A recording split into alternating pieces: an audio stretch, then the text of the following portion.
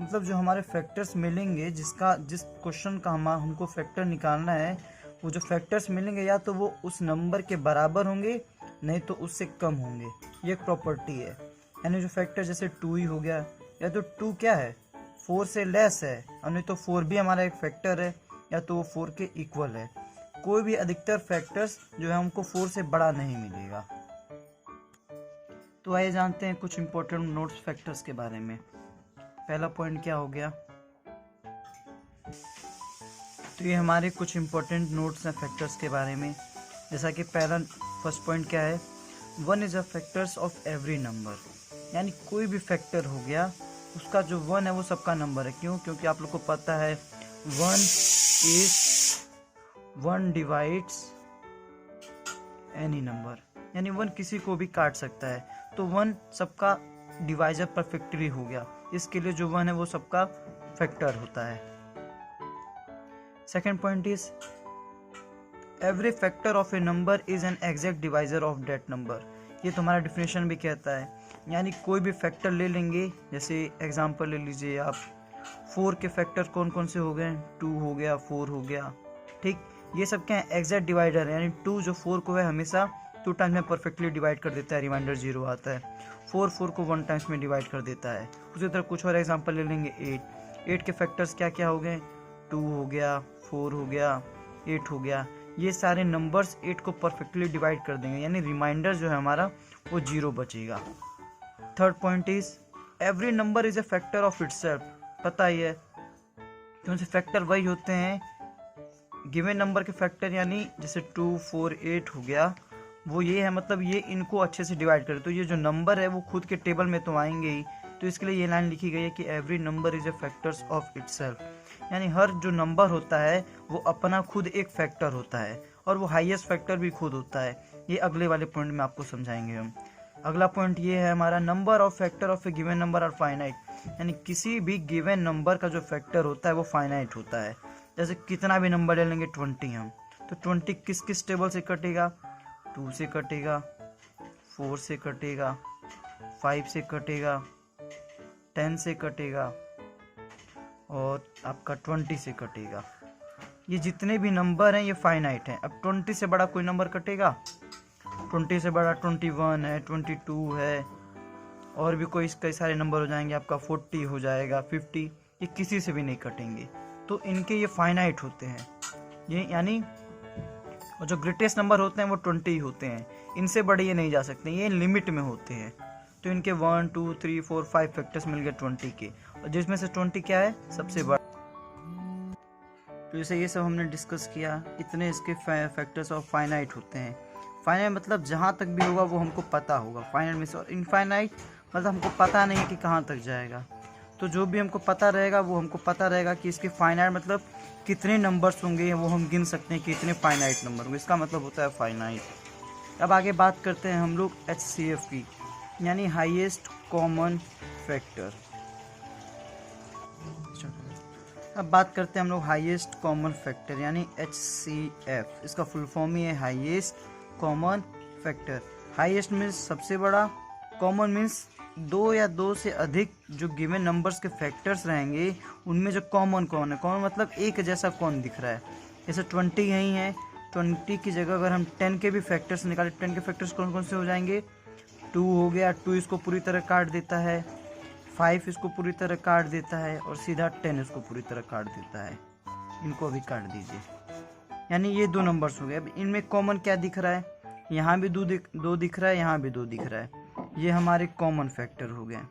बाकी यहाँ 5 है, यहाँ भी 5 है, ये हमारे कॉमन फैक्टर हो गए।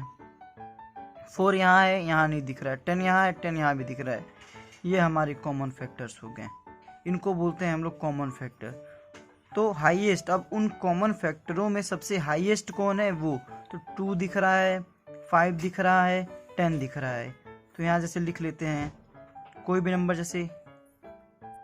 जैसे कि कोई भी नंबर हम लोग लिख लेते हैं, कोई भी दूसरा नंबर जैसे 15 लिख लेते हैं, और हम लोग 10 लिख लेते हैं। इनके फैक्टर्स कौन क्या क्या हो जाएंगे, 3 हो जाएंगे, 5 हो जाएंगे, और सीधा 15 हो जाएंगे।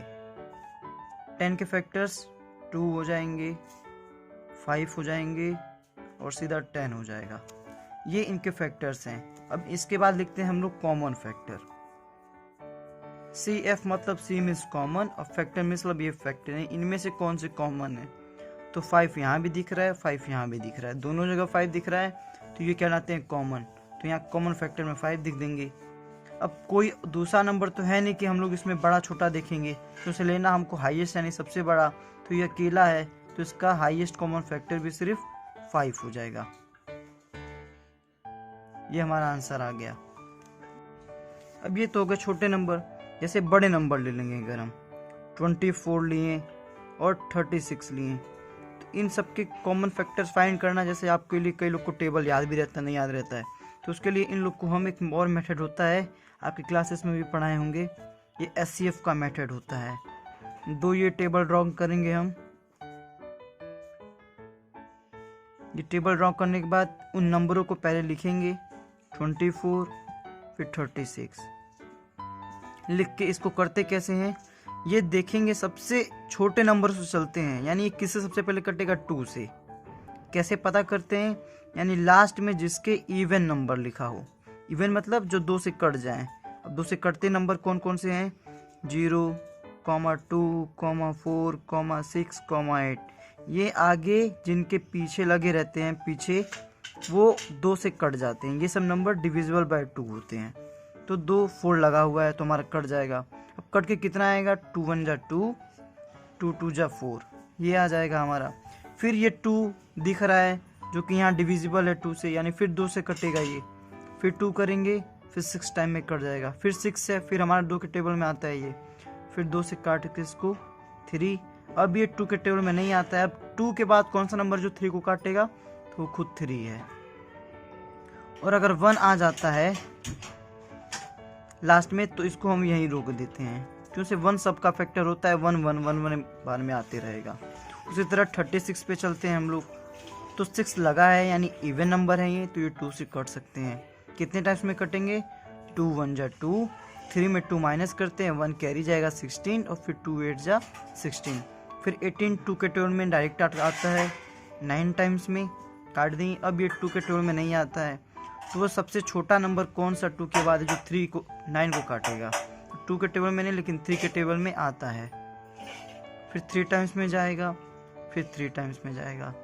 आप लोग सोच रहे होंगे क्यों ना इसको सीधा 9 से काट दें, 36 से काट दें, लेकिन यहाँ स्मॉलेस्ट नंबर, स्मॉलेस्ट फैक्टर से चलते हैं, डायरेक्ट बड़े नंबर पे नहीं जाते हैं, ताकि जब आपका आंसर जो कॉमन फाइंड करेंगे तुमको दिखेगा क्या क्या कॉमन है, नहीं तो फिर आपको आगे चल के परेशानी होगी फाइंड करने में।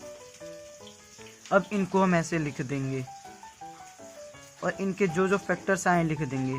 2 आया, फिर 2 से कटा, फिर 2 से कटा,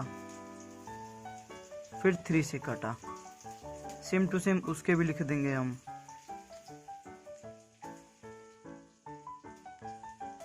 ये दोनों का लिख दिए हैं। अभी हमारा सही है कि नहीं, ये ऐसे भी पता चले। इन सबको मल्टीप्लाई अगर हम करेंगे तो ये नंबर आना चाहिए, इन सबको मल्टीप्लाई करेंगे तो ये नंबर आना चाहिए। चेक भी करते हैं, 2 2 जा 4, 4 2 जा 8, 8 3 जा 24, यानी जो हम फैक्टर्स निकाले हैं वो सही है। 2 2 जा 4, 4 3 जा 12, 12 3 जा 36, ये भी सही है। अब इनमें फाइंड करते हैं CF पहले भी बता चुके हैं, कॉमन फैक्टर।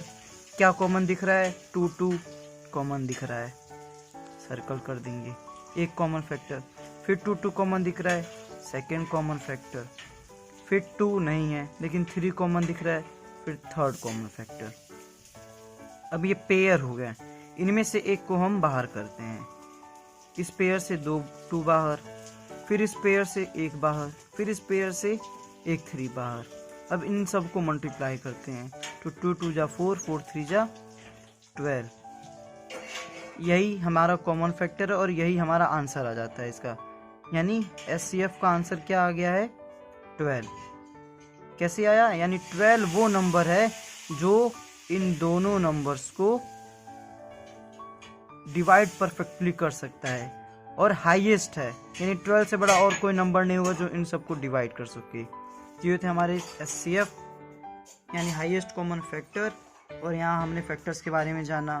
फैक्टर्स क्या होते हैं, यानी कोई भी गिवन नंबर रहेगा उसके जो भी नंबर लिखेंगे हम उनको फैक्टर्स बोलेंगे जो उस नंबर को परफेक्टली डिवाइड कर दे, यानी रिमाइंडर 0 आ जाए। जैसे 4 को हमने 2 का फैक्टर माना, 2 जो था वो 4 का फैक्टर था, तो 4 को 2 ने परफेक्टली डिवाइड कर दिया। फिर उसकी कुछ प्रॉपर्टीज हमने देखी थी यहाँ,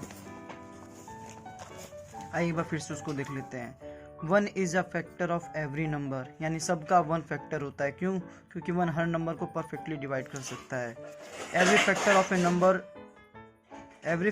of A number is an exact divisor of that number, यानी जो गिवन नंबर के फैक्टर्स हैं वो इस नंबर के परफेक्टली डिवाइजर होते हैं, यानी ये जो नंबर हैं वो इस नंबर को परफेक्टली डिवाइड कर देंगे, यानी कुछ इस तरह डिवाइड करके रिमाइंडर 0 दे देंगे। अब उसके बाद का पॉइंट था every number is a factor of itself, यानी खुद वो नंबर खुद का फैक्टर होता है। क्यों? क्योंकि वो नंबर खुद को भी परफेक्टली डिवाइड कर सकता है 1 टाइम्स में। अगला पॉइंट था a number of factors of a given number are finite, यानी किसी भी नंबर के जो फैक्टर रहेंगे गिवन नंबर के वो फाइनाइट रहेंगे, यानी एक लिमिट तक रहेंगे, लिमिट से बाहर नहीं रहेंगे, यानी हम सोच सकते हैं वो कहाँ तक कर सकते हैं। उसके बाद SCF हमने देखा कैसे निकालते हैं, उनके फैक्टर्स को देख लेंगे, फिर उसमें से कॉमन फैक्टर फाइंड करें, यानी कौन से फैक्टर सेम है। जो सेम दिख गए हैं तो वो यहाँ हमको 1 मिला था, यानी कौन बड़ा कौन छोटा कुछ नहीं देखना है, सीधा 5 हो जाएगा। उसके बाद इधर हमने SCF का एक और फाइंड तरीका किया था, यानी अगर नंबर्स बड़े हो गए तो इस तरीके से हम फाइंड नहीं कर सकते, तो ऐसे करके टेबल करेंगे, सबसे छोटे नंबर से इस्तेमाल करते हैं, फिर बड़े बड़े नंबर तक जाते हैं। उसके बाद जाके उनसे कॉमन फैक्टर ढूंढ के फिर उनके पेयर से एक एक नंबर बाहर लेके उन सबको मल्टीप्लाई करके हम हाईएस्ट कॉमन फैक्टर फाइंड कर लेते हैं। Thank you.